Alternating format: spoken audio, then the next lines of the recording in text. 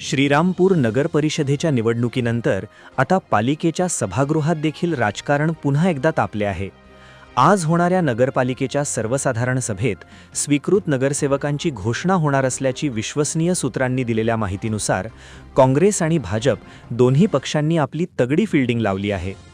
श्रीरामपूर पालिका निवडणुकीत निर्विवाद वर्चस्व मिळवल्यानंतर आमदार हेमंत ओगले आणि नवनिर्वाचित नगराध्यक्ष करण ससाणे यांनी समतोल साधत काँग्रेसच्या उपनगराध्यक्ष आणि स्वीकृत नगरसेवकपदी 3 प्रमुख नावांवर शिक्कामोर्तब केला आहे।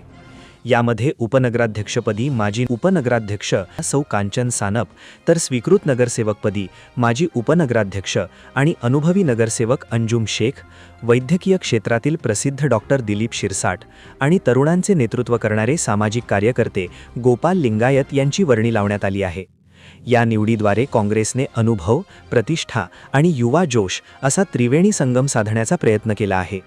तर दुसरीकडे भारतीय जनता पार्टीने देखील आक्रमक पवित्रा घेत भाजपाच्या नगराध्यक्षपदाच्या उमेदवार श्रीनिवास बिहाणी यांना भाजपाकडून स्वीकृत नगरसेवक म्हणून सभागृहात पाठवत भाजपाने परखड हिंदुत्ववादी आणि अनुभवी चेहऱ्याला संधी दिल्यामुळे आता पालिका सभागृहात विरोधकांचा आवाज बुलंद करण्यासाठी भाजपनेही खेळी खेळल्याचे बोलले जात आहे। आता पालिकेच्या सभागृहात नगराध्यक्ष करण ससाणे यांच्या नेतृत्वाखालील काँग्रेसचे 23 नगरसेवक एका बाजूला, तर दुसऱ्या बाजूला भाजपाचे 12 आणि शिवसेनेचे 3 असे विरोधी बाकावरचे नगरसेवक आमनेसामने दिसणार असून आजच्या या सभेत अधिकृत घोषणा झाल्यानंतर श्रीरामपूरच्या राजकीय वर्तुळात फटाके फुटणार हे नक्की। याविषयी एस न्यूज मराठी वाहिनी